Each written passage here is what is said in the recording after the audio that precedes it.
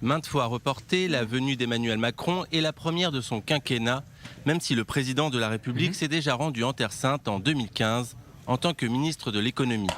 Au programme notamment du chef d'État français, une rencontre avec Benyamin Netanyahou.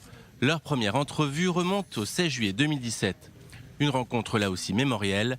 Le Premier ministre israélien s'était rendu à Paris pour la commémoration du Veldiv. Le chef d'État français s'était même fendu d'un cher Bibi pour ouvrir son discours. Monsieur le Premier ministre d'Israël,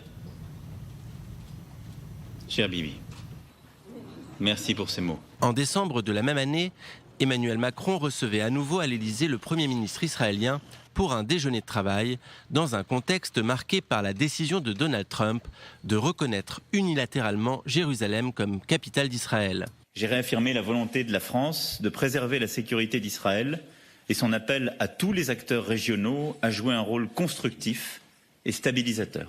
Un mois plus tard, les deux hommes se croisaient à Davos lors du Forum économique mondial. Thanks. Benyamin Netanyahou s'était à nouveau rendu dans la capitale française en juin 2018 dans le cadre de sa croisade visant à créer un front commun contre l'Iran, mais aussi pour le lancement de la saison culturelle croisée France-Israël au Grand Palais. 5 mois plus tard, la capitale française accueillait le Premier ministre israélien pour une autre commémoration, celle du 11 novembre. Mais Benyamin Netanyahou avait dû écourter son séjour et annuler son entretien avec le président français en raison d'un affrontement inattendu entre Israël et le Hamas. Au fil du temps, la relation entre les deux hommes d'État s'est dégradée. Pas étonnant au regard de leurs positions respectives et difficilement conciliables. La France est partisane d'une solution à deux États côte à côte et reconnaît Tel Aviv comme capitale d'Israël et non pas Jérusalem, ce qui n'est pas du goût du Premier ministre israélien.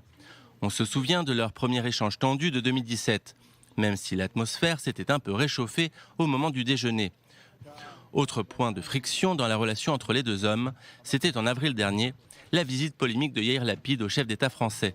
À 4 jours des élections législatives en Israël, Emmanuel Macron avait été taxé de faire campagne contre Netanyahou. Pourtant, Benyamin Netanyahou et Emmanuel Macron s'apprécient sur le plan personnel, mais leur point de vue politique crée un fossé entre les deux hommes. Merci à vous.